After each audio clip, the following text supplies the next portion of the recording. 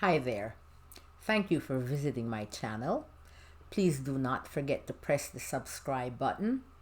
Give a thumbs up for like, leave a comment, and please do share. Now, this video is for entertainment purposes only. This is the second video of a series of videos on the playbook of supremacist ideology and practices. We will, in the last video, the first one, we looked at some of what's in the playbook, and so, believe me, it's a long list of the of supremacist ideology and practices. And so we're gonna continue on with more in this video, and I think there will be a third video as well. That's how long that playbook is. Now, before we begin, let me introduce myself. My name is Winifred Davis. I am a shaman, a psychic medium, and a spiritual and traditional counselor and healers. And I've been all those things for the past 37 years, almost 38 in another couple of months. I'm also an author, an essayist, a poet, and a former spoken word movement performer. Now, I subscribe to no religion, and I mean I subscribe to no religion. I believe in universal justice and truth. With the imposter justice of man, there's an exception to every rule. But with universal justice, there are no exceptions to its rules. I believe in the truth as well. The truth has no my side. It has no your side. The truth stands unopposed. My duty is only to my conscience, the light that guides the free will I was given at creation. Each of us was given free will and a conscience, the light to guide that free will at creation. That's what makes each of us responsible for our own actions. We cannot blame our general, king, country, parents, the bully, the devil, Satan, or any demons. No, we cannot.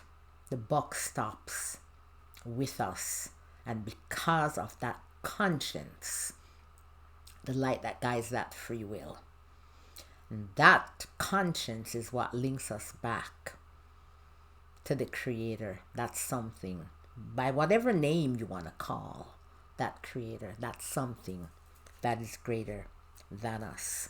Now, please remember, I'm not here to lead anyone or to convert anyone,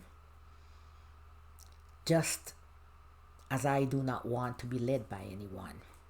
Each man must evolve according to his own light. I get messages and I deliver them. That's all I'm here for. I am just a messenger. I'm a vessel. And that is what I chose to do in this particular lifetime. And this is the contract that I need to fulfill, and I chose to fulfill as part of my Neptunian journey in this last part of my sojourn in this earthly plane in this lifetime. Now, consequently, I get these messages from the collective. And who are the collective? They comprise my many guides, some who have been with me from my creation and others after. Some who were alive, human beings in this particular lifetime as well, but have now passed on. And of course, from the members of the higher hierarchies, including the archangels. Now, all of us each of us has the ability to communicate with the archangels. Now, consequently, I should say, I shouldn't have said consequently before, but consequently, the messages that I deliver are truths. And they are harsh sometimes. But only by facing the truth, looking into our mirror of self-reflection and facing the truth, no matter how harsh they are, can we become better souls? Can we restore balance and equilibrium to our soul? And sometimes that reflection that we see in that mirror is not very pretty. I know. But face the reflection we must. Now, as I said, each man must evolve according to his own light.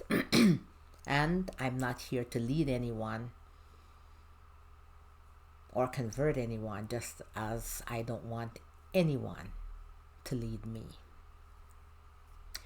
Please do not freely interpret what I say. That's very important.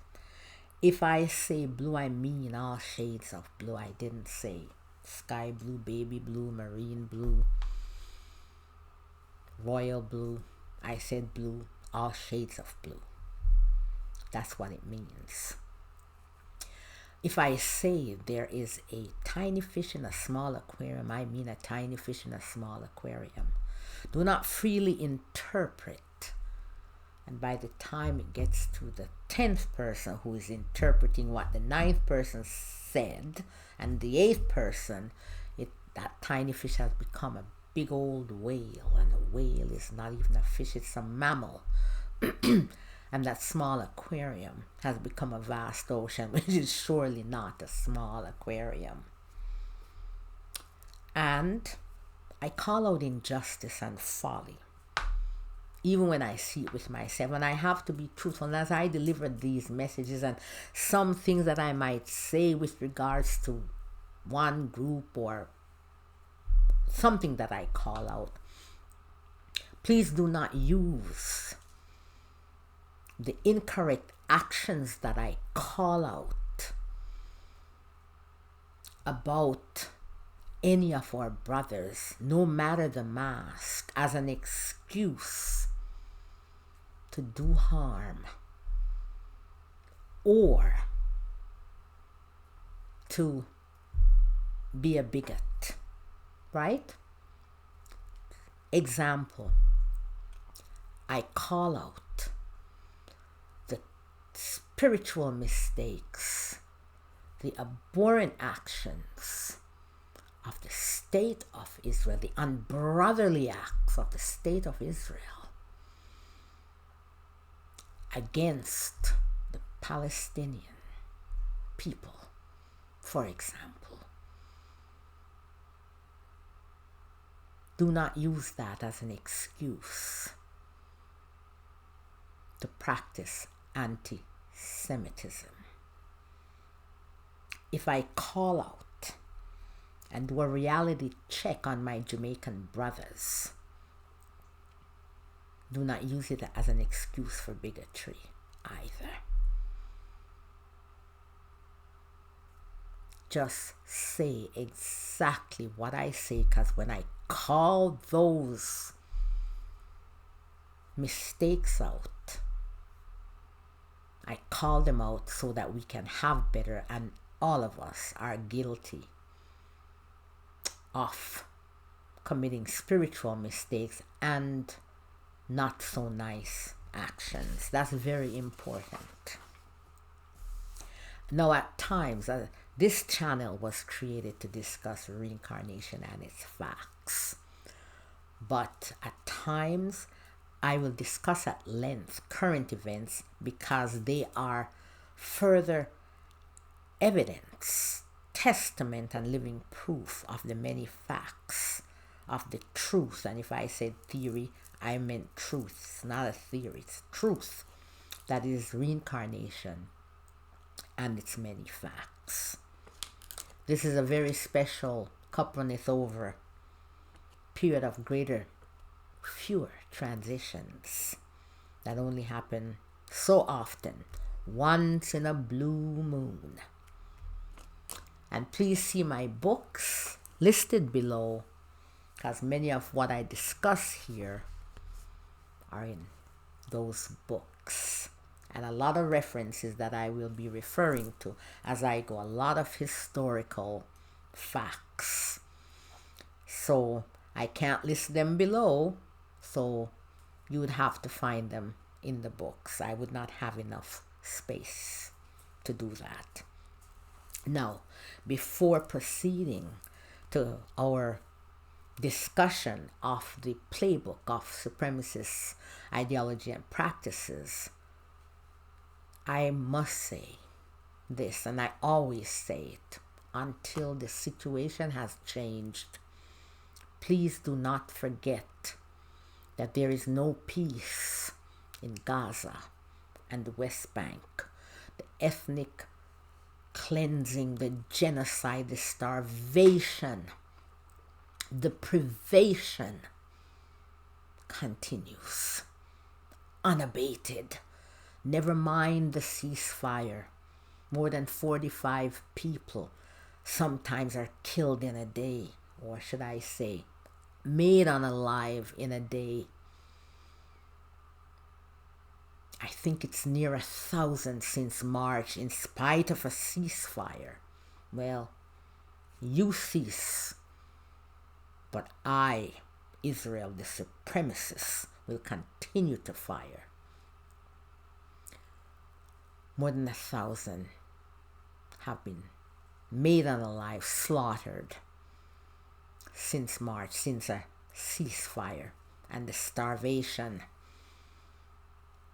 continues. And now it's moved, the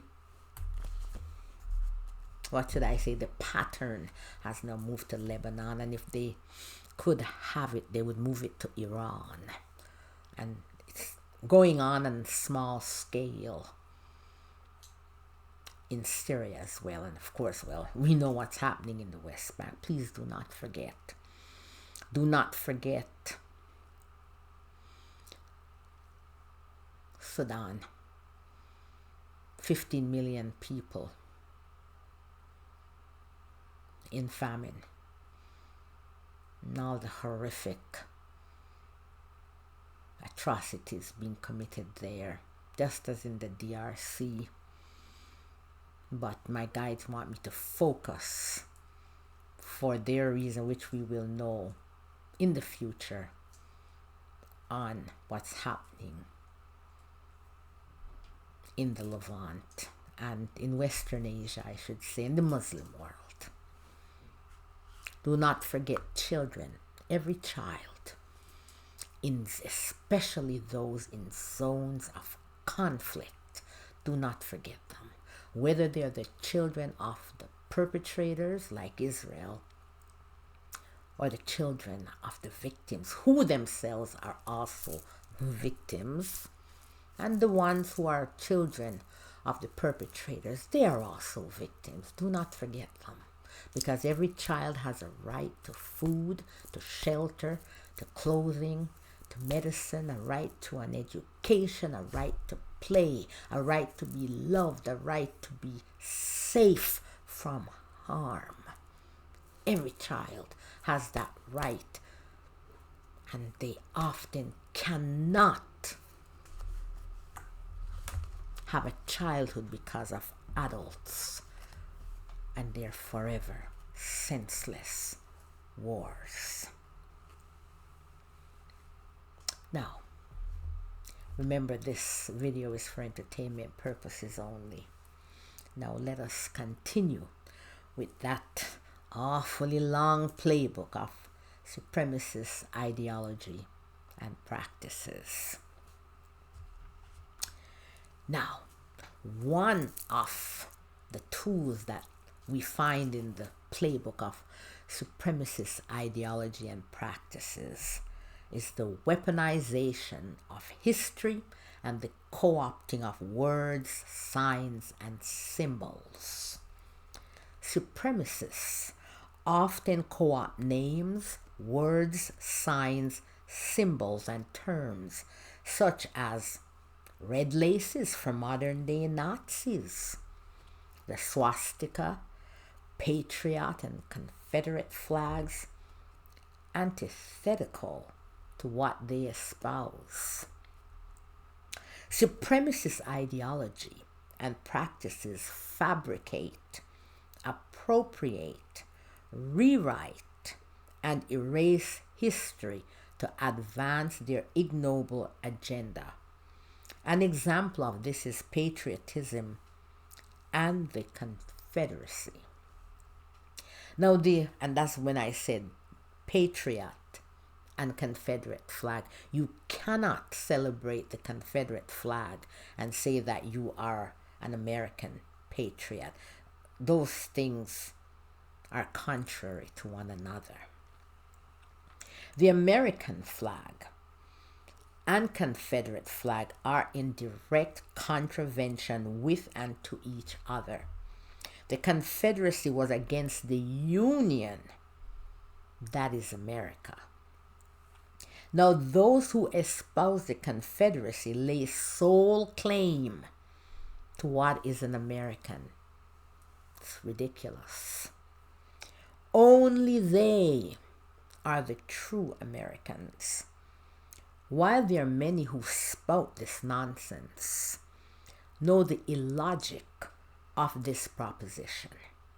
And in line with supremacist ideology and practices, they confound and weaponize them.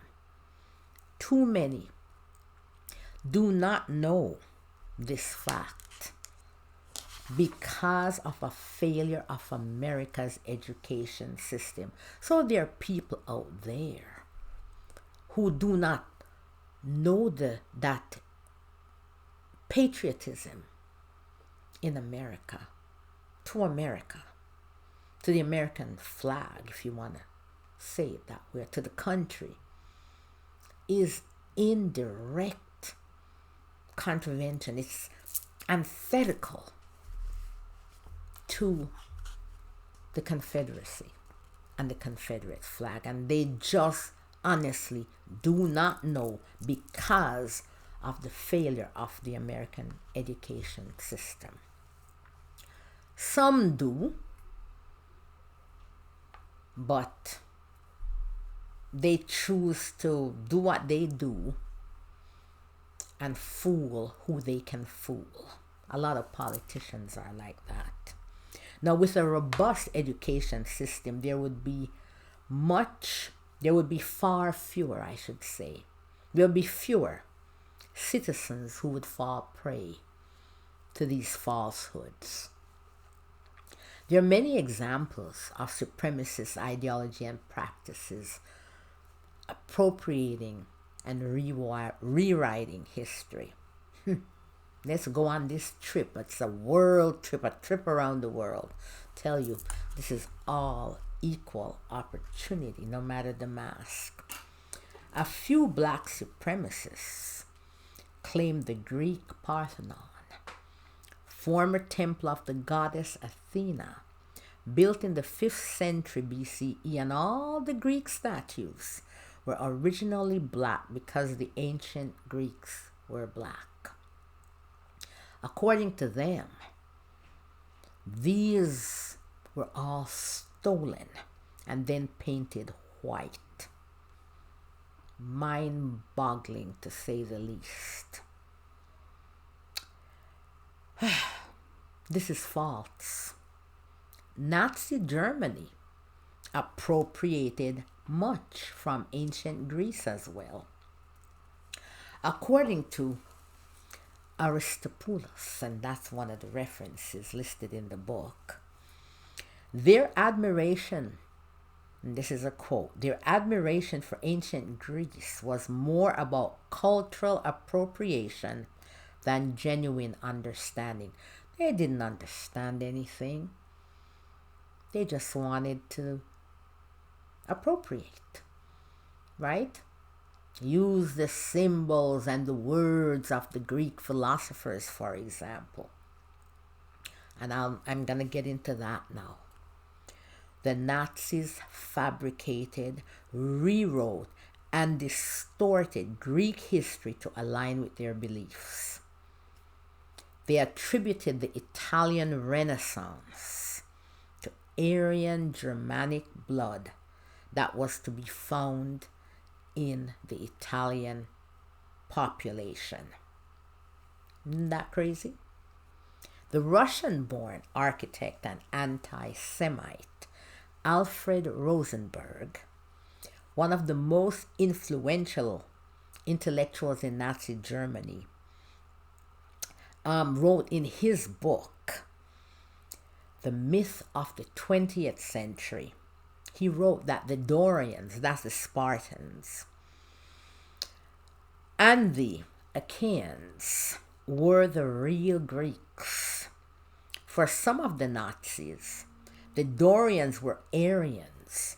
They were the reincarnation. So the Nazis believed that they were the reincarnation of the Spartans, of these superior beings. Sparta, they believe, was reborn in the Third Reich, just as Netanyahu believes that Sparta, that Israel, is also Sparta. No doubt, the fact that Spartans, including the women, were physically fit and very militaristic would contribute to this untruth. Of course, they're going to try to appropriate that fact. Superior physique, intelligence, and military prowess belong to the Aryan superior beings. Now, remember what I said in the last video was that Reinhard Heydrich was one of the few Nazis in the upper echelons that would match this whole thing about, the intelligence, physically fit, militaristic, and all of this stuff in looks and what have you. And he even had a chin that Himmler and other Nazis, and including the ones in the American Manchurian regime and a lot of these, what they call them, bros and technogarchs and all of these people and white supremacists, they're always worried about a chin because most of the time they don't have a chin. And, they equate chin, I guess, with being men. They don't fit this, but we'll get into that later on as to the aim of the Nazis was not to be the superior Aryan. Their aim, because they could never be that superior, their aim was to control that superior Aryan. It's like in the American Manchurian regime now. A lot of those people, all that they're spouting, they don't live up to all of that. Their aim is to control. When they talk about, all of this, and you look at them saying, say, you're in the army, you need to be fit, you need to look like this. Well, look who's talking, right? Anyways, let's get on with this now. So, of course, most of those, as I said, in the Nazi hierarchy did not comport with these noble Aryan Nordic attributes. This is not unlike those in the forefront, as I said. I should just keep reading so I don't repeat myself. In the forefront of white supremacist movements in America and elsewhere, with or without money, who are in the temporal lens not the specimen of the masculinity that they espouse. They are far removed from being the ideal specimens of physical fitness, military prowess, and intelligence. They are indeed mediocre at best. And even if they have money, they're still mediocre. You gotta know what that means. Mediocrity, idiocy, and moronic is on full view when we put tariffs on an island populated only by penguins. This is testament to the fact of reincarnation, that souls on the lower rung of the ladder of soul restoration reincarnate when they're able to seize power in a society of affluence. This is why kingdoms fall. This is why empires fall. This is why the fields of history, one of the main reasons, is littered with the carcasses, the skeletons of empires and kingdoms. These souls have not expiated enough to move forward, so they are forever taking society backwards, repeating the same mistakes. Now, sometimes I'll say things, it's that tongue-in-cheek, or sounds like I'm roasting people, like when I'll say they don't have a chin. I'm going according to their definition, so I'm just pointing out the silliness. Sort of, you point your finger so the thumb and the rest of the fingers point back at you. That's all I'm doing. But, so it is. Okay, it's good to be able to laugh at ourselves, right? Now, the Nazis co-opted Plato, and that's a Greek philosopher, and his political musings, which that's what they were, political musings. They appropriated Plato because as a wrestler, he would have been in excellent physical condition, and he still possessed good mental acuity in old age, and of course he was of noble or aristocratic descent.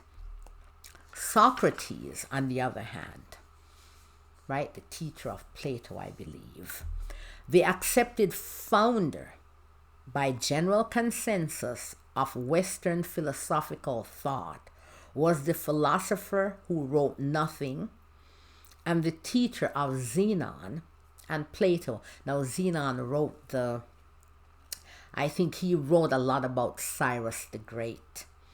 And that was, he wrote, the book he wrote with regards to Cyrus the Great, and Cyrus, referring to Cyrus' Bill of Rights, is the, which was found back in the 1800s, but of course he was back in BCE, so they would have known the history, was I think Thomas Jefferson, and a lot of the founding fathers, a lot of people in France and where have you, thinkers, but then they would have had copies. I think Jefferson himself, he had quite a bit, more than one, maybe as many as 5 copies of that book. And that book with the Cyrus Bill of Rights influenced the Bill of Rights that was written in the in America. Now, why would the Nazis not have appropriated Socrates? They didn't appropriate the founder of Western philosophical thought. No, Socrates did not fit their portrait of the superior Aryan Nordic male. The Nazis were more concerned with the political Plato and his musings. They were just musings, rather than Plato as the exponent of famous theory of ideas. They used some of Plato's musings to advance their eugenics and racist theories. Now, this is one of the reasons why I say, please do not freely interpret what I say. That's what people do.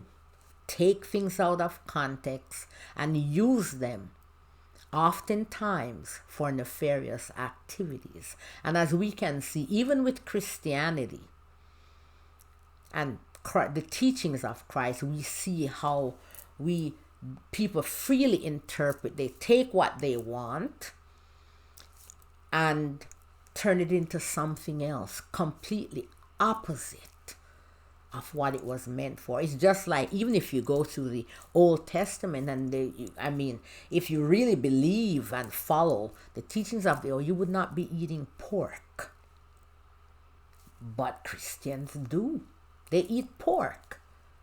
But some of them will say that women should cover their heads and women should do this. So you just take what you want. It's like, I will just quickly tell a story here of one of my staff members. She believed in her Christianity and what have you. And so she was talking about, she saw these women going to church and they didn't have their heads covered and they had their ears pierced and whatever. And she's saying, but according to the Bible and whatever, they shouldn't, whatever. She's quoting whatever verse, I can't remember. And I looked at her and I said, you're eating pork. Why are you eating pork? You shouldn't be eating pork if you're following the teaching. And she looked at me and she said, well, nobody's going to come between me and my pork or tell me what to eat. You see what I mean? So we take what we want from things out of context to serve our purposes. So that's why I say, please do not freely interpret what I say.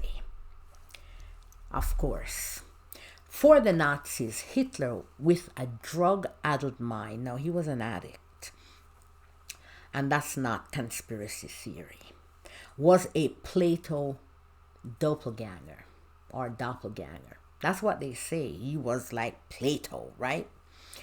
Of sorts.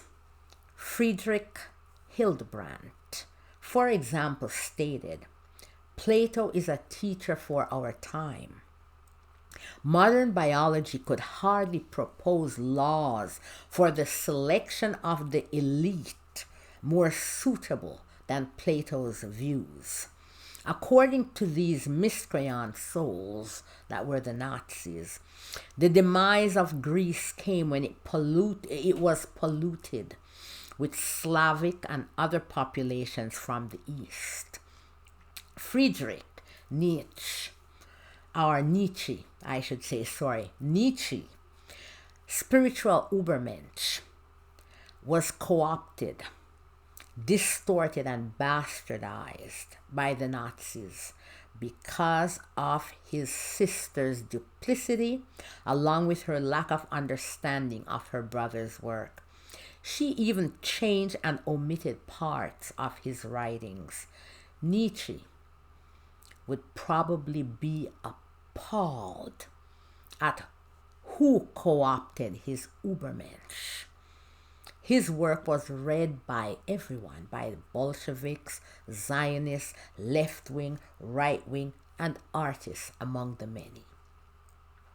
Another supremacist invention of history is the new one being spun by the regime in America, in which many reincarnated Nazis, souls from the Confederacy, and other zones and eras have now made their headquarters, is that America was the richest country in the world in 1789. What nonsense. There's a fascination with this 1789 and the 19th century. This is the infancy year to which Benjamin Button, and I say America is on a Button-esque journey. That is Benjamin Button, that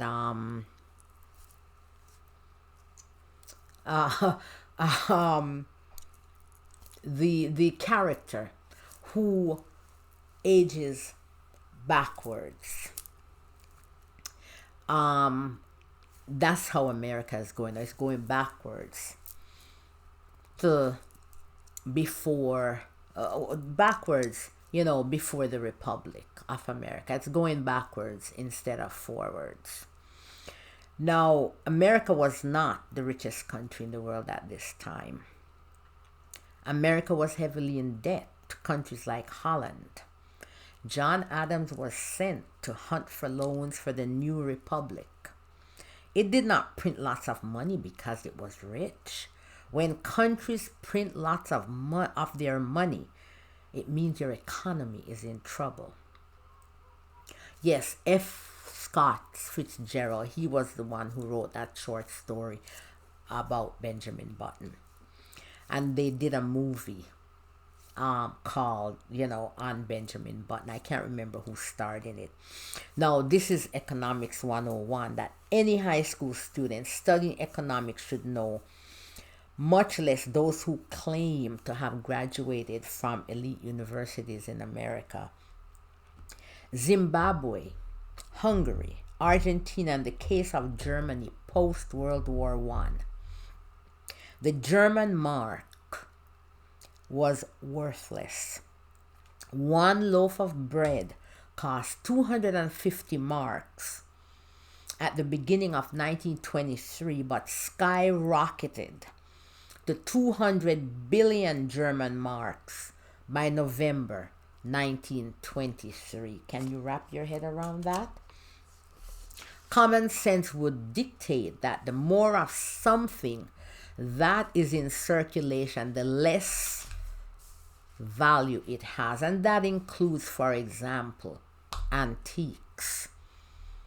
If you are into collecting antiques, and if you have oh my God, 50 million pieces of, for example, the same furniture, I mean, what antique value is there in that? Well, if it's only one or two pieces, well, we can talk about that. It's like in Quebec, the province in Canada, there was this huge fire, I believe, back in the early, in Quebec City, back in the early 1900s. And so a lot of pieces would have been lost in that fire. So if you have, certain pieces of furniture from that era, and from that place, then that would be worth something, because it would be rather rare to find, right? Because of that fire that gutted so much. Now, the lost cause ideology propagated by the Daughters of the Confederacy, which I discuss in my book, is another example of supremacist ideology and practices and rewriting history. This ideology claims that black people were glad to be enslaved because they benefited from being taken from their homelands in Africa, that slave owners were good and treated slaves as a part of the family, and that the Civil War was a war about states' rights. Indeed, it was about states' rights. That is the rights of states to own slaves and perpetuate that vile and abominable institution called slavery. Furthermore, if we treat our family members to whippings, beatings, torture, rape, and unalive, shootings, separating parents from children, extracting their teeth to build dentures for our mouths, and a litany, a plethora of other vile actions, then we must wonder what we would do to strangers. If those slaves were members of your family and you did that to them, what would you do to strangers? If kidnapped Africans coming from city-states and kingdoms enjoyed being slaves, why did so many commit suicide? by deliberately making themselves unalive, by deliberately throwing themselves in the ocean, and others revolting on ships, as was the case with Joseph Sinke and the United States versus schooner Amistad. And I mentioned that with John Quincy Adams. He was one of the lawyers who defended them, and the Igbo landing. And I discussed that in the book.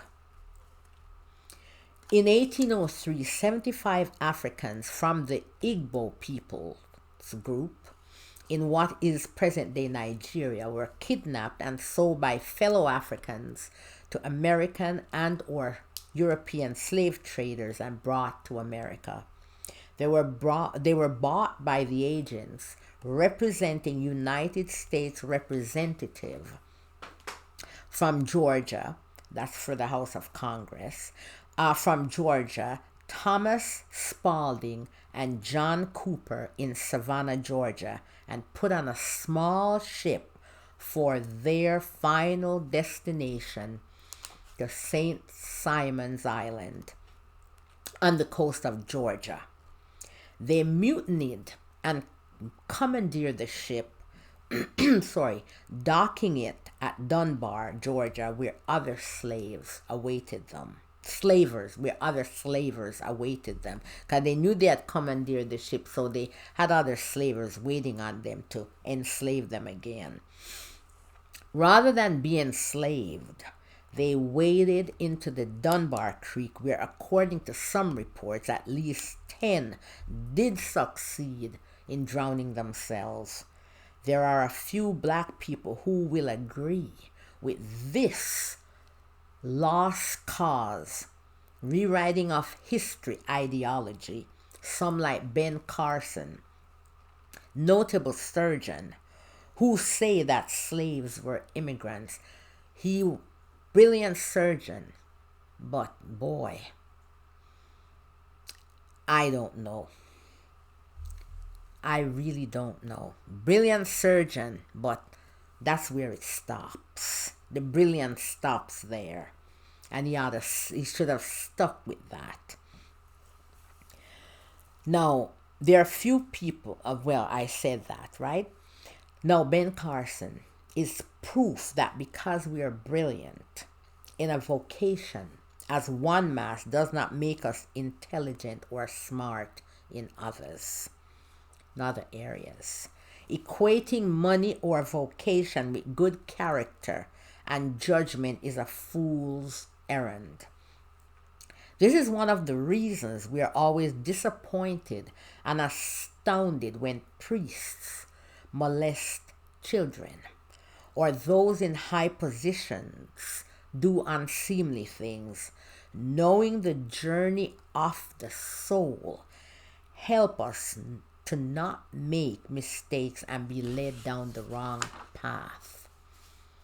A more recent example is that of the Republican Party in America, currently trying to rewrite the history of America from the last decade of the 18th century and the early 20th century, America's golden age. This, of course, is looking at the rear view mirror through rose-colored lenses. This was only the golden age for the wealthy, and it is the wealthy who are pushing this myth with a flock, or should I say mob of sheep who do not read, give in to conspiracy theory, and feel good with the lies they are fed. For the majority of white people, perhaps 90% at that time, it was a time of child labor. And we're not even talking about black people here. We're talking about white people in America, white Americans.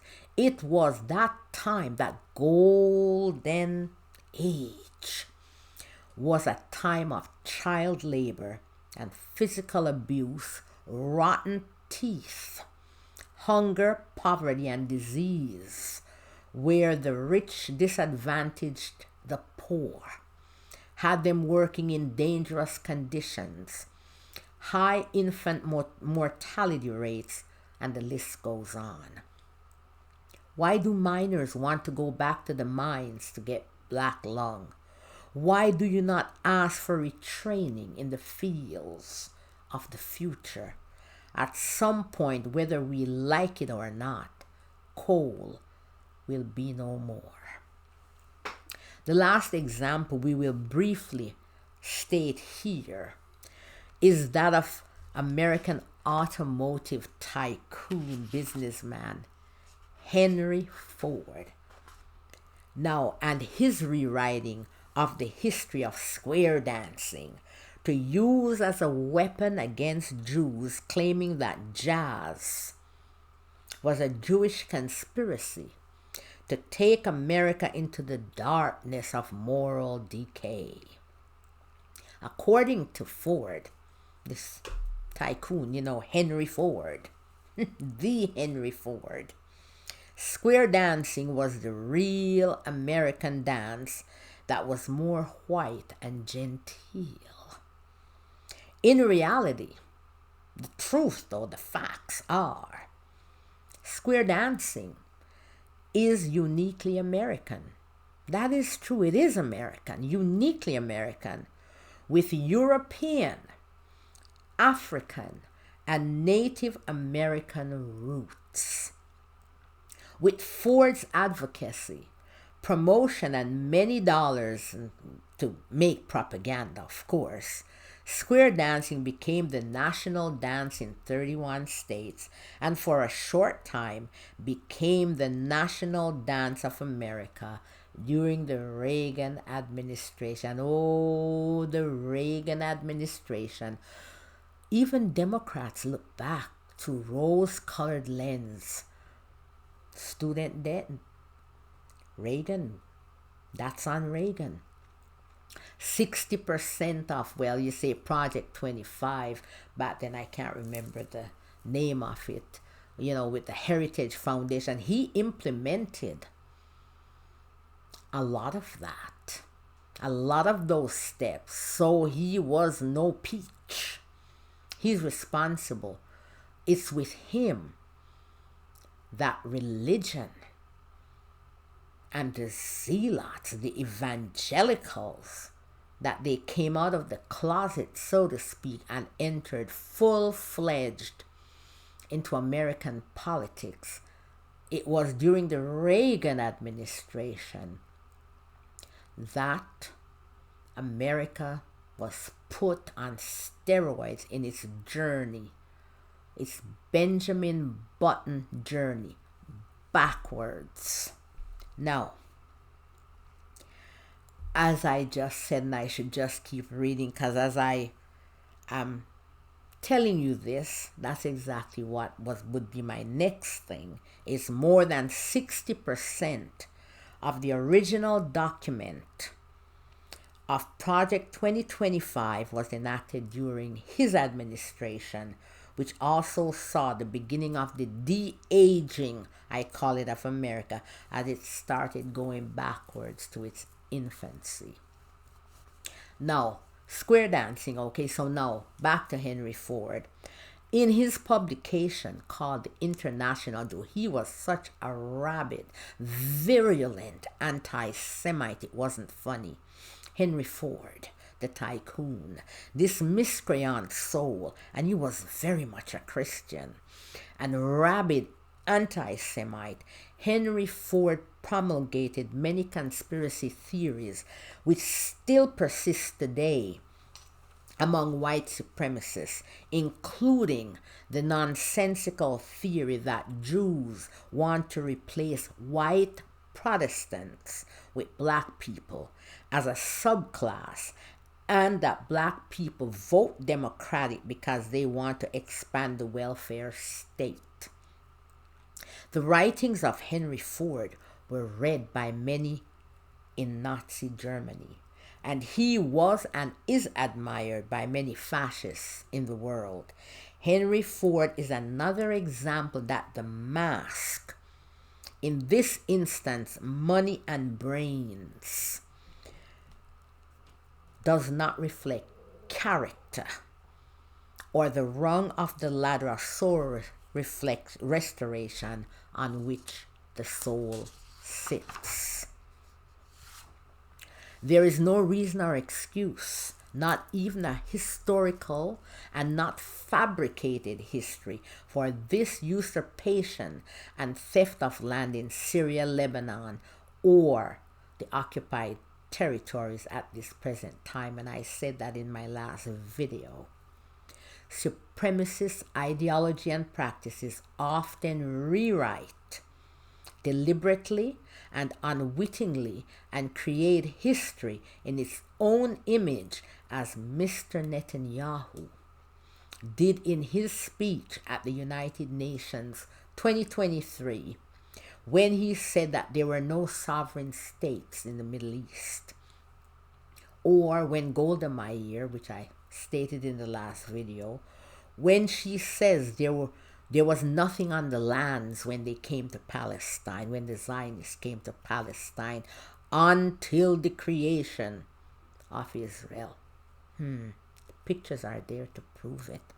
I have a wonderful book filled with black and white photos of Palestine before the Nakba in 48. Ownership is 9/10 of possession or occupation. Through occupation, a state can lay claim to land or territory that is deemed terra nullius, land belonging to no one. And that's what the colonialists usually do, Europeans and others. Nobody's land, that's what it means. Terra nullius, or empty land. This is a principle of international law that has been used by European powers to usurp the lands of indigenous peoples, especially during the colonial era in places like Australia. This has been used and is still being used by the Zionist state of Israel as it continues to usurp the lands of the Palestinian people and to ethnically cleanse and exterminate them.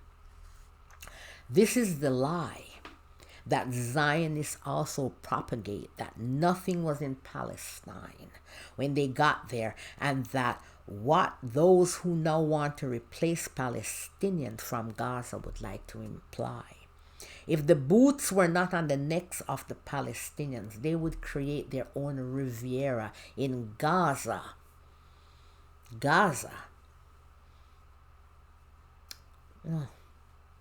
When they first went there, when they were chased there, when they landed there. In spite of the countless wars waged in the Levant throughout the millennia, the thousands upon thousands of years from the time of ancient Egypt, this area was prosperous and thriving before the arrival of Zionists. Gaza is thousands of years old, as is Rafah.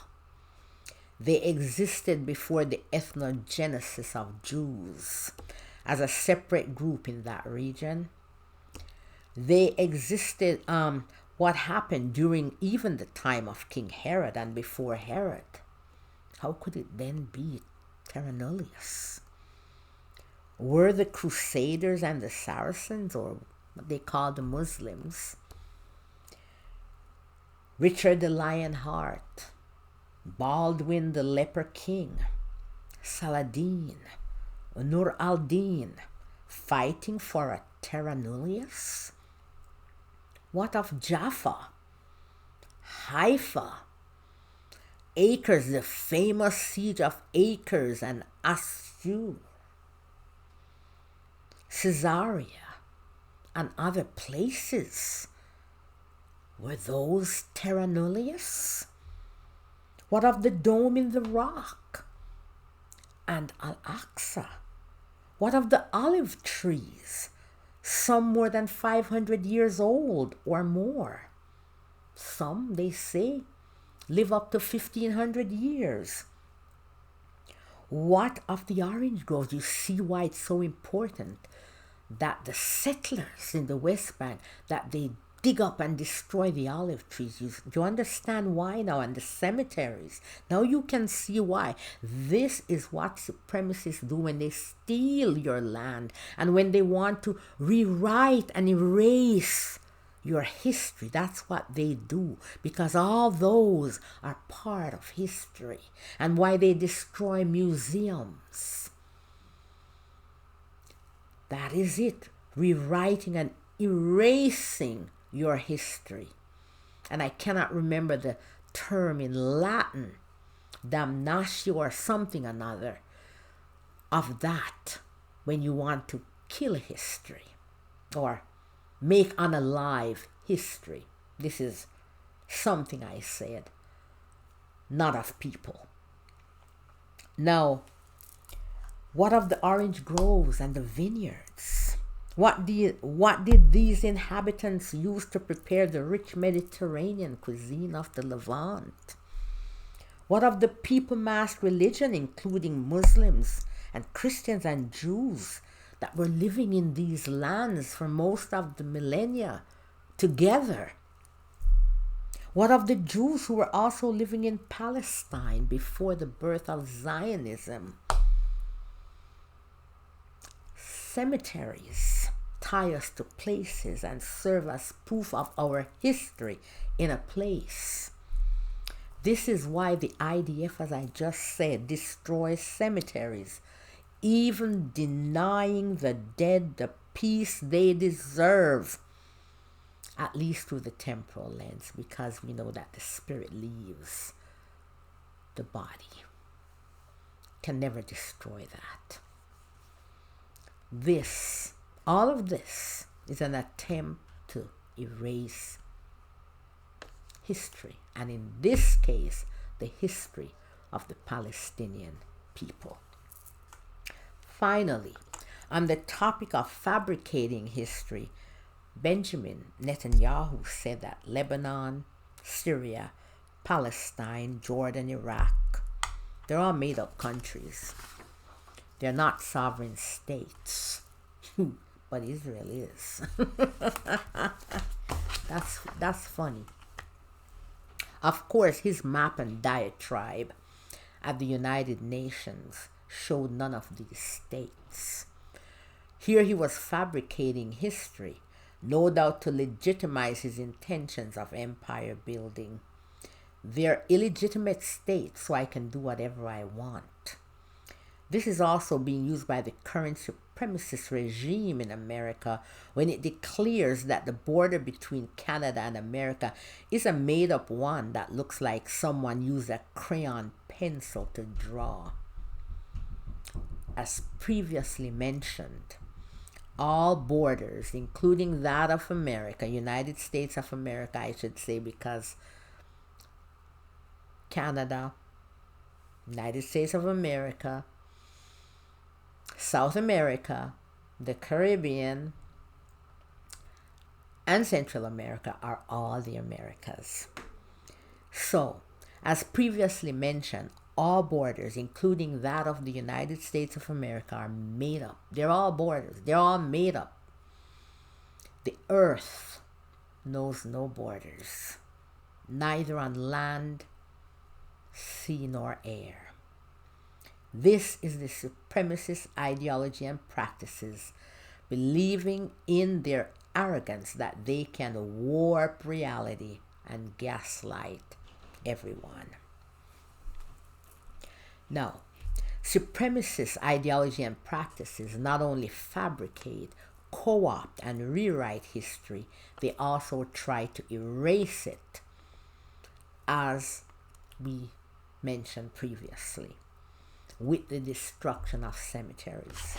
They erase history by banning books or omitting certain facts of history and creating historical black holes, as is the case of the period between 300 AD to the Renaissance in Europe, which is what I discussed in another video on Islamic civilization. just Europe arose from 300 AD and suddenly appeared 1300 AD, and they deny that during that time they were in the dark ages, and it was the Islamic civilization that kept everything going. That was the golden age of Islamic civilization, and you can check my video on Islamic civilization there. Now, let me find my space here. In America, they not only want to rewrite the history, right? Okay, and another thing, another black hole in history that we deny is the seafaring feats of the Polynesians, absent of maps and compass. And I will discuss them. They are the greatest seafarers that ever existed, that have ever lived, the Polynesians, or I should say the Austronesians, which also the Polynesians are a part of the Austronesian group, people's group. Now, for example, in America, they not only want to rewrite the history of slavery, and that's part of the lost cause ideology. Some try to erase completely that there were indeed slaves or slavery in America, or that the Civil War was primarily about slavery with their lost cause ideology, as we discussed before. Most of the major moments in America can never be explained without its past as a country of slavery, a past that it cannot get past because of its pernicious racism that will eventually and is destroying it unless it is rooted out. They have attempted to remove any mention of slavery from textbooks. They have scrubbed all mention of Black American and other marginalized groups and their accomplishments from institutions, even from the cemetery in, I believe it's Holland. This American Manchurian regime taken down all the names of and it's actually the black servicemen who built that cemetery, and it has angered a lot of the Dutch in that particular village or town. This is a very tall order if they think they can erase black people from America's history and their accomplishments. It's a very tall order indeed. They will be just a blip in the history books, but not the accomplishments of black people, of African Americans in America. As I said, this will be a very tall order that they will never fill. Throughout history, as empires come and go, buildings, villages, towns, and cities are razed to the ground. Over the old ones, new buildings, towns, and cities are erected with new names reflecting those of the conqueror, as we see in Israel right now. Throughout, the conquered becomes the voiceless, and if annihilated, they become the invisible. Throughout Russia's many pogroms, this has happened, as we will see in the case of the Circassians in a later section of my book. Okay, so I don't think I cover it not gonna cover it in this series of videos, but eventually I'll get to it. Supremacists often co-opt signs and symbols and terms, dog whistles, in other words, wink, wink, nod, nod, such as family values, government assistance, welfare queens, DEI have come to mean BIPOC and LGBTQ and special needs. The Nazis co-opted the swastika. The swastika is one of many different types of crosses that had been used throughout throughout the world by different cultures for at least 7,000 years. It had been used by different cultures in the Americas, Africa, Europe, and Asia. The Nazis also co-opted Plato, Nietzsche, and his Ubermensch. The shoe brand Doc Martens and red shoelaces have now been co-opted by some skinheads who are white supremacists. Even Pepe the Frog was co-opted. Nothing for these supremacists is off limits. The Zionist extremists in Israel have weaponized the term blood libel and anti-Semitic. In the case of blood libel, a term that we will discuss, that I discuss in the book, and I think I will discuss it in I think the next video. They have weaponized it to drive fear and incur destructive guilt in anyone who dares to speak up and out about the butcher of babies and children in Gaza committed by the state of Israel and its soldiers.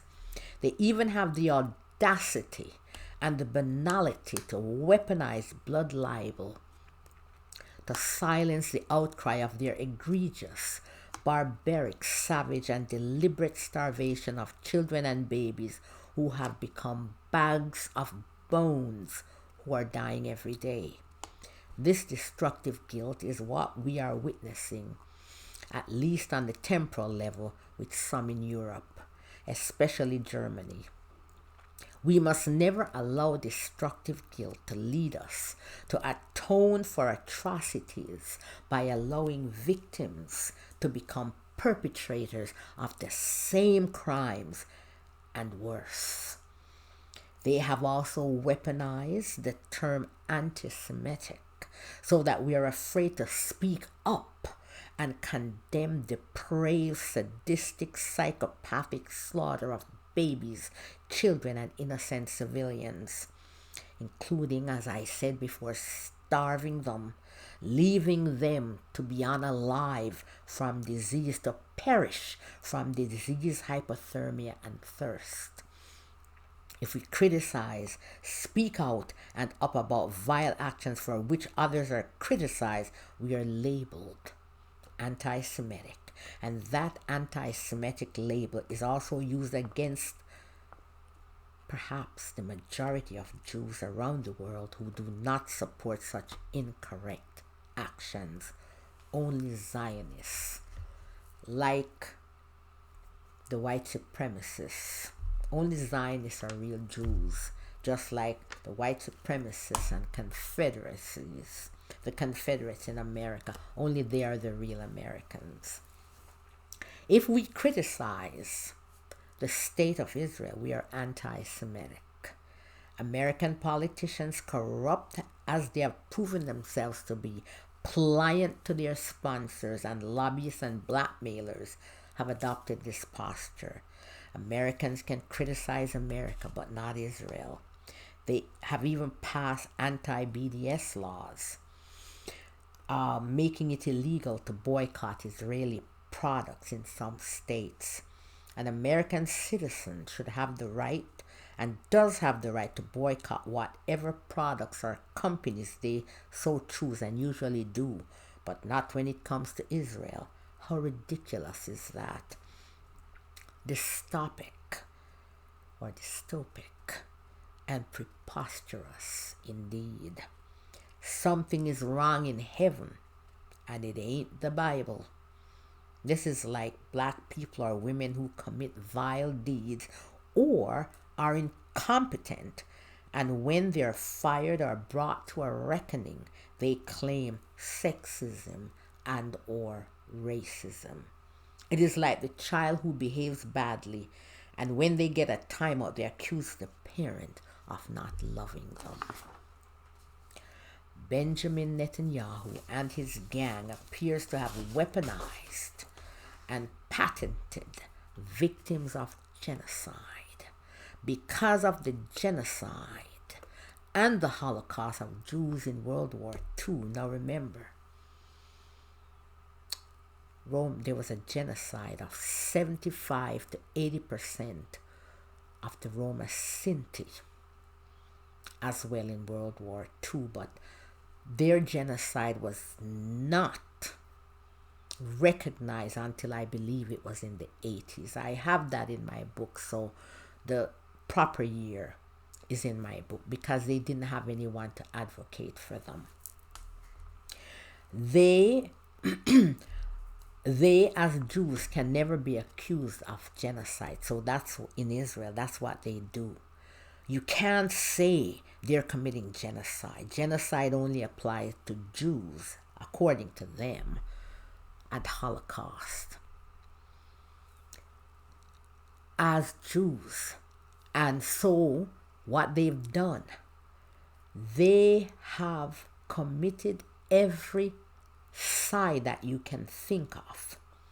Infanticide, herbicide, bovicide, you name the sides. They have committed that and are committing that in Gaza, the West Bank, and now Lebanon. No one has a copyright to or a patent for victim of genocide. As I show further on, genocide, and we're going to look at that, has been and unfortunately still is the equal opportunity throughout the world in all mass and all imprints. Just because our masks or imprints that we choose, and we know how that goes, we're victims of genocide, does not give us the right to commit genocide and get away with it. No amount of PR can change that. As a point of interest to note here, when the Spaniards entered the Americas, they also unintentionally imported diseases which decimated millions of indigenous groups across the Americas.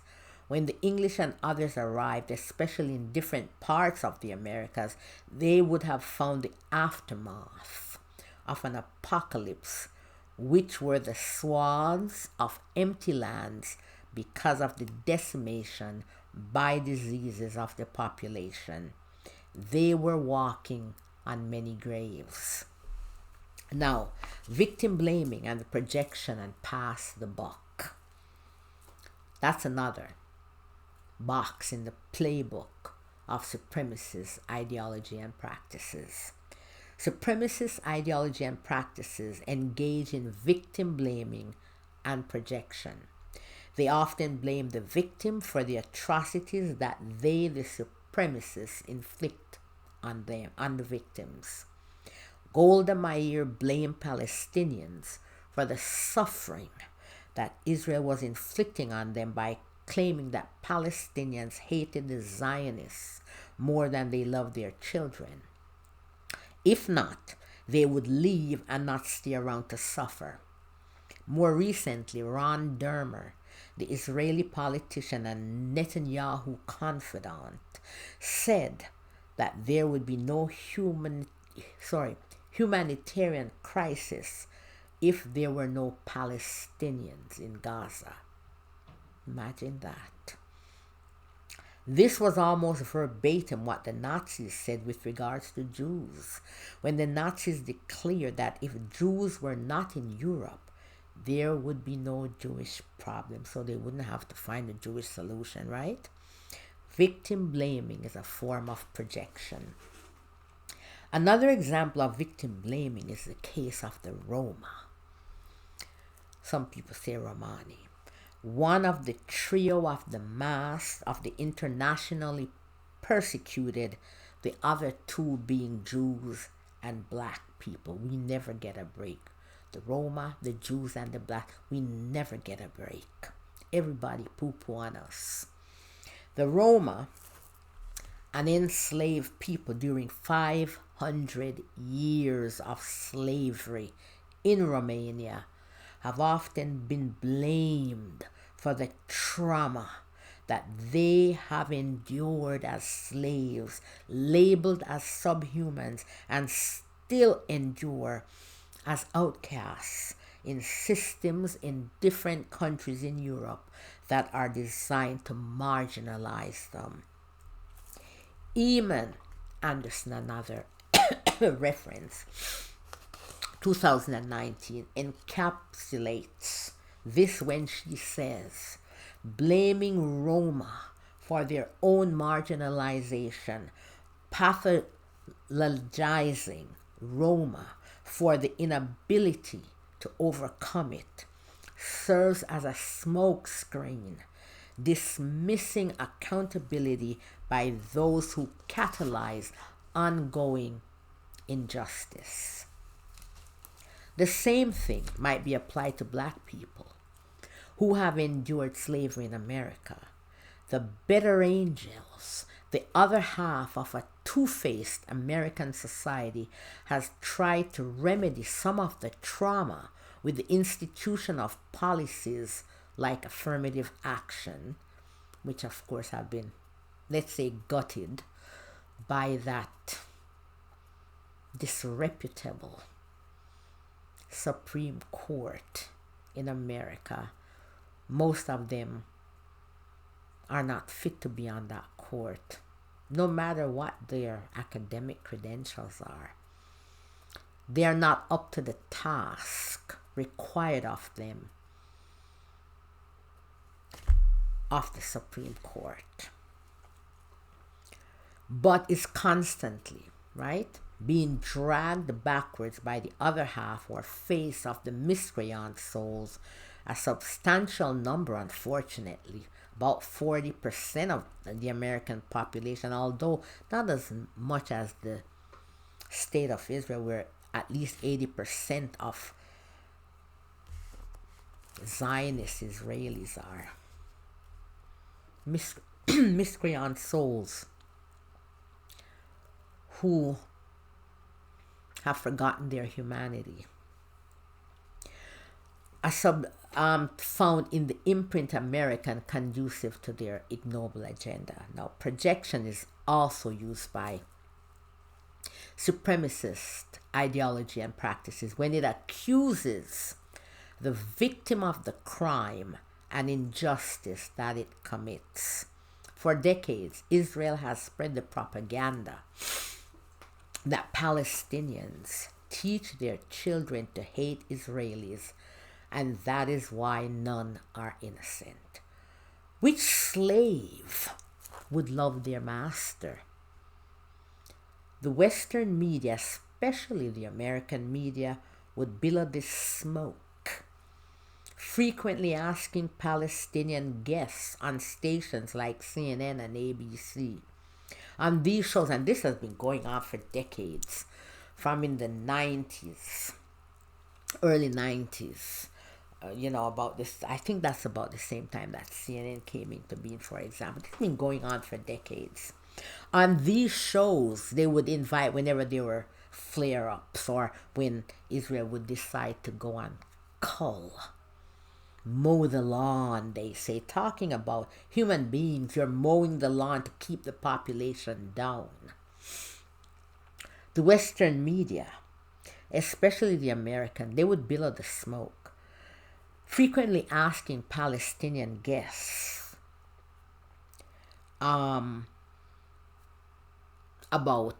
why do they teach their children to hate, and Palestinian textbooks. They ought to check Israeli textbooks. I'm going to get to that shortly. On these shows, Palestinian guests were not to compare to the honored Israeli propagandists like Mark Regev from the early 2000s onwards, treated with great deference.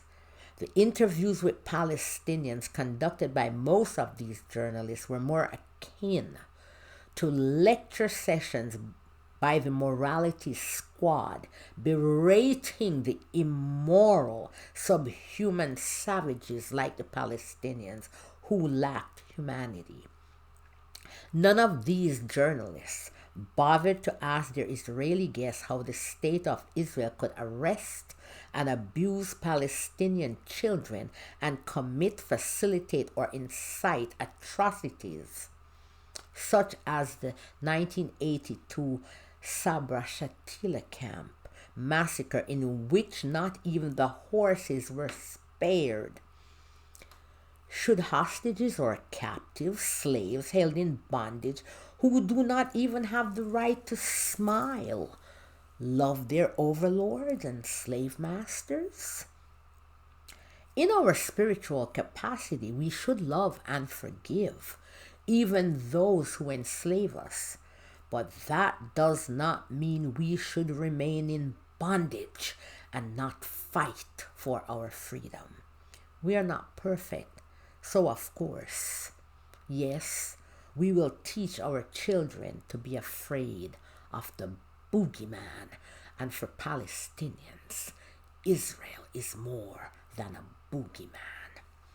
But while Palestinians might teach their children to be afraid of the boogeyman who besieges them, deny them their dignity and right and freedom off to play and be children, make unalive their playmates, their fathers and mothers, and lock them in prison without charges, labeling even infants criminals. It is indeed Israelis who teach their children to dehumanize and hate Palestinians. We know that. The facts are there, that many Israelis are taught that 1 million Arabs are not, and by the way, many, I think, Palestinians would not say that they are in the Levant, they're Phoenicians, of course, and different ethnic classifications, not all Arabs, and we should be aware of that. We know that many Israelis are taught that 1 million Arabs are not worth one Jewish fingernail. These are facts that they teach Israeli children.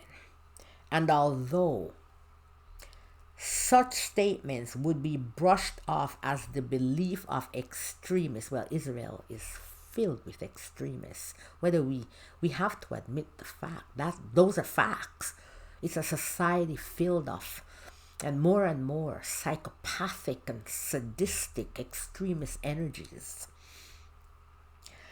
The majority of Israeli we would say, brush it off as the belief of extremists. We have only to look again at Gaza. The sentiment of the majority of the Israeli population, according to the polls and other supremacist statements made over the decades and the actions to support those statements. Once again, the dehumanization of Muslims, Palestinians, Arabs, and other people groups, inclusive, and remember now, they're Palestinians who are Christians, inclusive of Christians and other faiths in the Middle East and Near East, is mainstream, not fringe in Israel. Words belie thoughts that actions reveal. They only project their thoughts when they say Palestinians treat. Teach their children to hate. Well, if you don't teach your children to hate, your children could not go in to Gaza and commit the atrocities against even children and babies and do what they do with dogs in the prison to medics. They couldn't do that unless you taught them to hate. And it's not just overnight. And you can't blame it on October 7th either. Israelis cannot. It's what you teach them over decades and decades. Brainwashing. But then we can only be brainwashed because we want to be brainwashed. For many outside the cocoon of the brainwashed, successfully propagandized and gaslit population in Western countries, we have long known of this sad fact, all that has been happening in Palestine and in the Middle East for a very long time. Now the veil and fog of propaganda has lifted, and the entire world in the glaring sun of broad daylight have become spectators to a horror show in vivid color that has been unfolding live and direct 24 hours per day, 7 days per week for the past, now it's almost 3 years.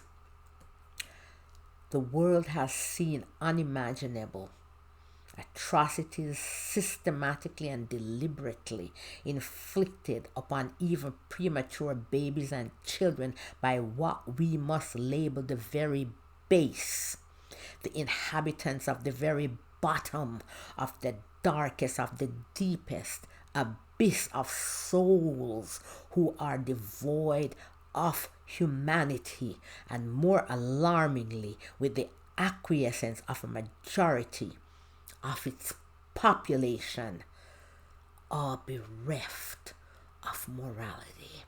Israel is in a very sad state. It needs lots of forgiveness and love. It needs the minority to be able to step up.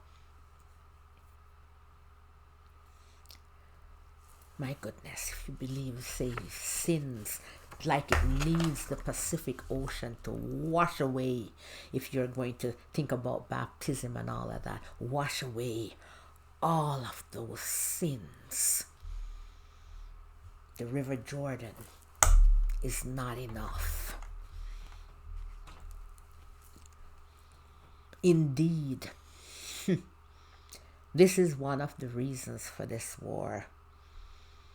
Unfortunately, it's a providential one, chosen as living proof and testament to the many facts of the truth of reincarnation. Projection is used to weaponize victimhood and suffering. Once again, in this instance, the abuser, the supremacist ideology and practices deliberately takes unto themselves the role and suffering of their victims. In other words, the abuser has their boots on the neck of their victim while the abuser screams for help and pain. And they are the ones inflicting the pain on their victims. The abuser assumes the role of the persecuted. For some of the persecution complex, the persecution complex might feel real because they're often those who might not be the most successful in a society, considered as and feel like losers.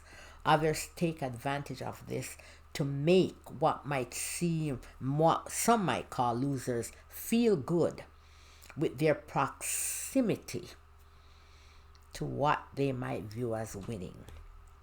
These losers label themselves as losers. We see this in the case of white supremacists who claim that the white race is facing extinction. That's Henry Ford again. This is the nonsense advocated by racist and rabid anti-Semite who was the automotive tycoon Henry Ford, that Jews are conspiring to replace white Protestants with black people. There are others like Henry Ford who are materially successful. They're bigots. And they were social and physical losers.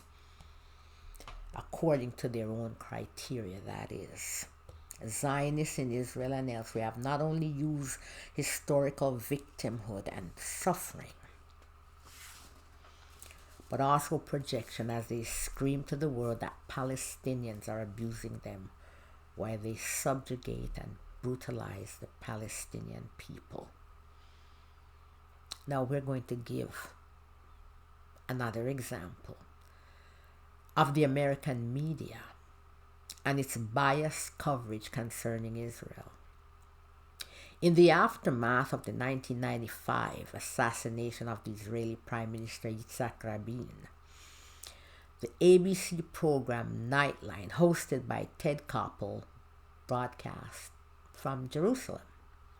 During the show, Ted Koppel, dismissing the immense outpouring of grief for the slain leader with "that will all pass in a couple of weeks," he said, appeared more focused on admonishing Rabin's widow, Leah Rabin, of shaking the hand of Yasser Arafat, but not that of Netanyahu. Leah Rabin said that she did shake Netanyahu's hand. In her view, the show was pre-orchestrated to support the Likud and its leader, Bibi, as they call him, Benjamin Netanyahu. It is the view of many that Netanyahu played a not too insignificant role, along with others, in creating the climate of political violence that led to the assassination of Yitzhak Rabin. The entity that is Benjamin Netanyahu, I will discuss him later. But I think I did discuss him in 2 videos, actually.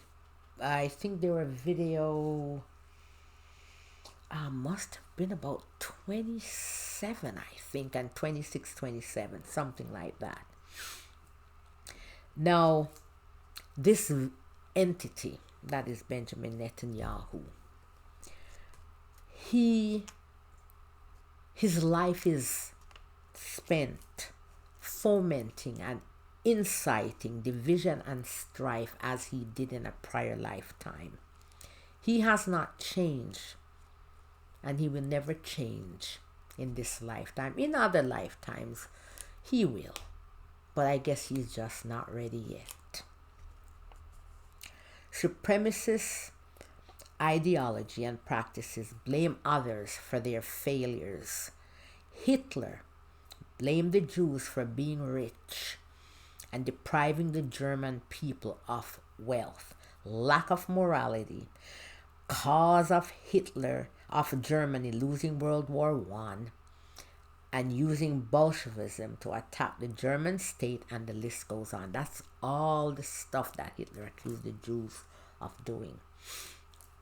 Henry Ford, as we said, blamed the Jews for causing the moral decay in American society through their invention of jazz and using black people to replace Jews. The Burakumin class was given a hereditary, and that's in Japan, and oppressed classification in the social hierarchy in Japan during the Edo period, so that those at the top of the hierarchy could blame the Burakumin for all the ills in society caused by the incompetence of them. The Benjamin Netanyahu has blamed everybody else for the events of October 7th, but not himself. As the only he can protect Israel and Israelis, he has no part in the failure to do so. He would have others believe. This practice of passing the buck is the reason a boogeyman is an essential part of the playbook of supremacist ideology and practices. Now, I am going to do one more of those boxes in the playbook of supremacist ideology and practices, and then end this second video there. Supremacist ideology and practices and marauding gangs, paramilitary arms of governments, marauding gangs, militias, and paramilitary groups often work in tandem, whether implicitly or explicitly, with governments of supremacist ideology and practices. Needless to say, they are usually of the same ideology of their sponsors, while most are also guided by profits in addition to the ideology. A few, like many of the pirates based in Port Royal, Jamaica, and elsewhere in the Caribbean, that was during the colonial days and the days of slavery, who were hired by Britain to terrorize Portuguese and Spanish ships. They also terrorized Dutch ships, but the Dutch were more concerned. They didn't care. They sold to everybody. They were more concerned about their profits. They're responsible for the stock market. America used to borrow from them. They only cared about their profits. All of them are lawless, operating outside, above, and beyond the law, right? So you had the pirates, and you have the marauding gangs, you have militias. All of these entities operate outside the law. They're not hindered by any rules or laws, and this is the idea for governments and rulers. These groups offer plausible deniability for illegal and vile acts that the laws of a country might prohibit or the citizenry might find unpalatable. As the governments become more extreme and authoritarian, and these groups no longer remain in the shadows and might be incorporated in the army, police, or security forces, and we can think to, as I will state here, the essay with Ernst Röhm, who is now the whore of Babylon, sitting at the head of the American Manchurian regime, and Hitler would not have given any form of leadership other than to be the head of a marauding gang to get the Nazis into power, because he knew that he was too irresponsible, given to his vices, to have him in any role of leadership. That's why they eventually executed him. So the Oprichniki, the private army of Ivan the Terrible, or Ivan Grozny, the pirates, including the privateers used by Britain, most of whom were stationed in Port Royal, Jamaica, to rob Spanish and Portuguese ships, the SA, the brown shirts in Nazi Germany, the SS and Gestapo in Nazi Germany, the RSF, Rapid Support Forces in Sudan, the Tonton Macoute in Haiti during the Duvalier regime, and the marauding settlers in Israel are examples of these groups. So once again, you had the Oprichniki in Russia, Ivan the Terrible,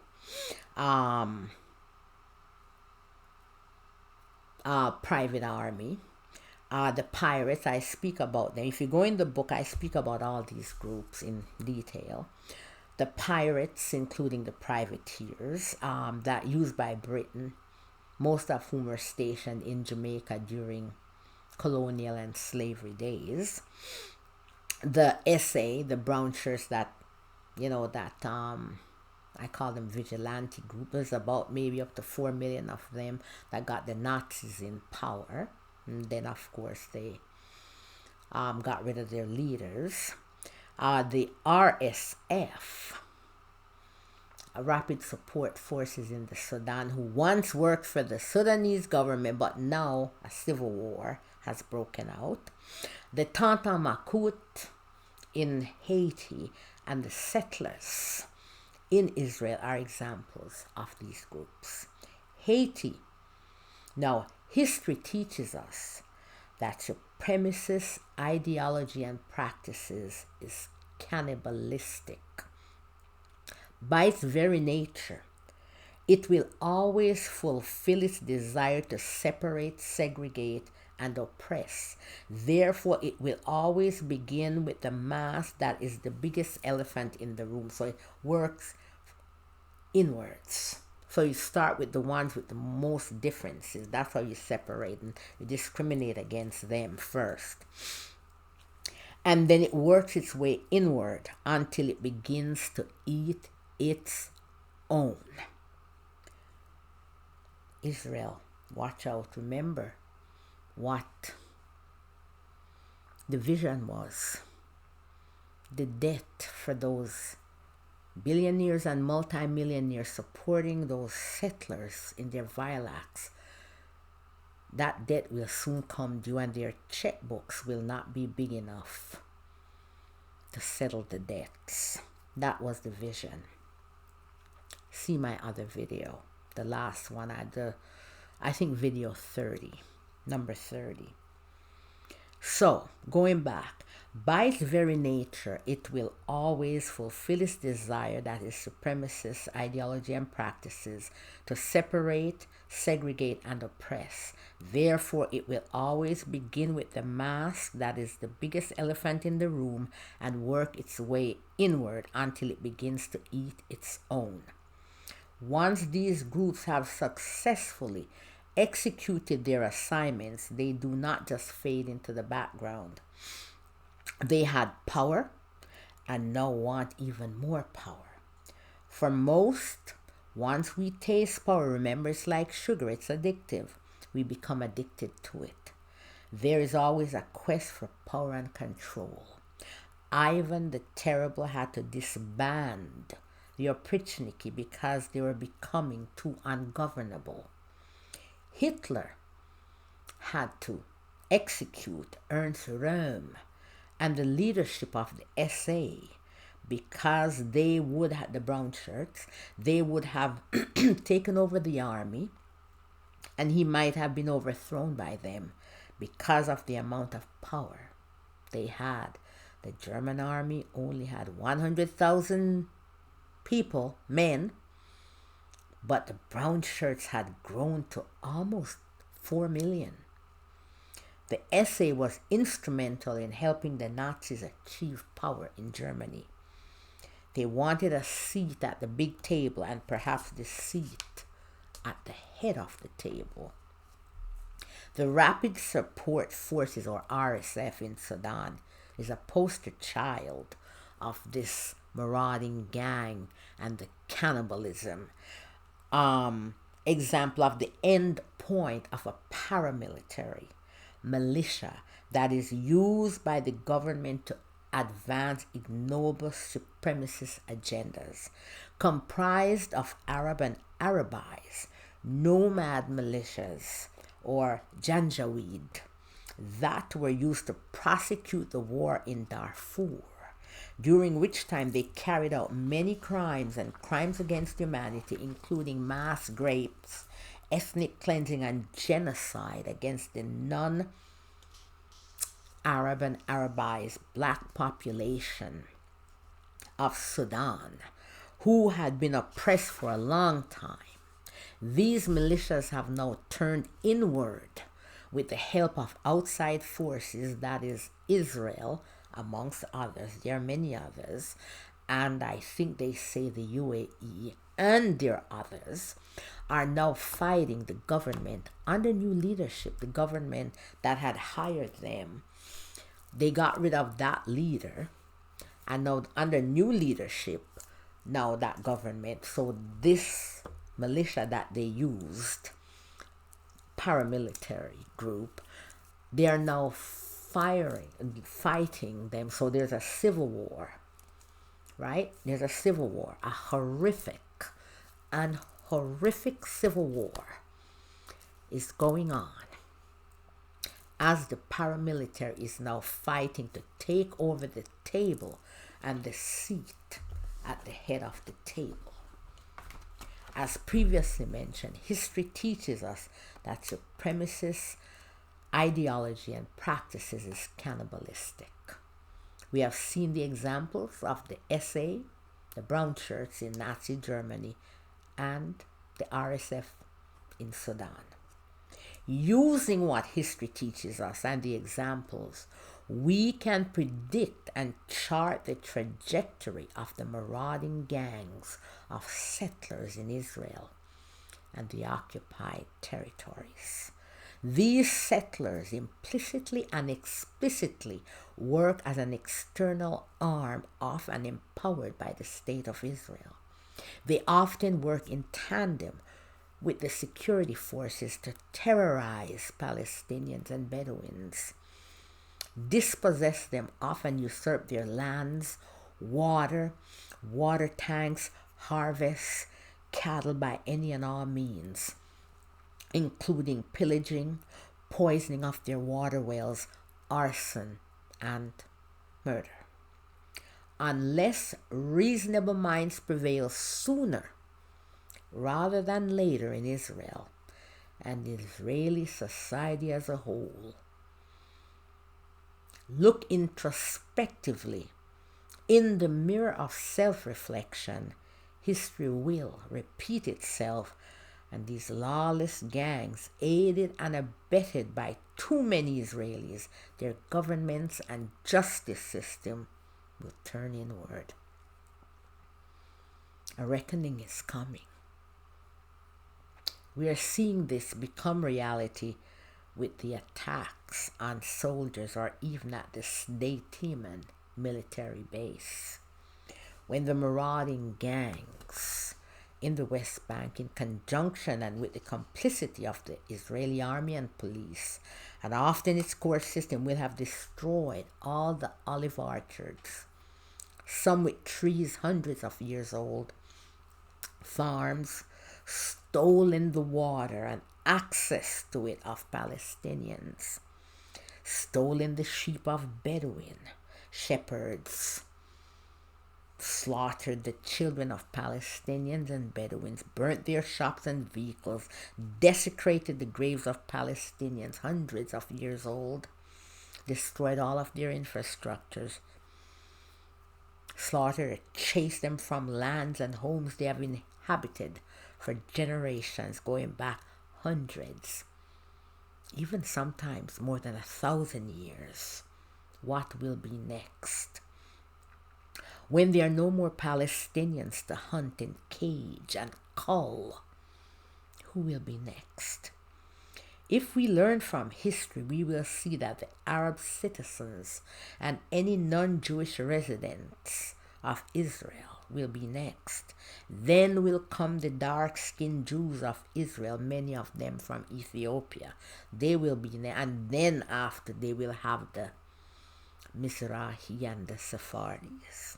Then perhaps they will move to the different masks, like economic status, country of origin, and the list goes on. Will they dispossess the wealthy who do not share their views of their businesses and mansions? Will they evict those who have not inherited their Jewishness through their matrilineal line? Will they outlaw and terrorize people who are married, who are, Jews and non-Jews? Will they disenfranchise those from certain countries? Finally, history teaches us that when we see injustice, we must say something. If we do not and choose and close our eyes and bury our heads in the sand, that injustice will come knocking on our door. After they have taken everyone away, when they come for us, there will be no one left to speak on our behalf.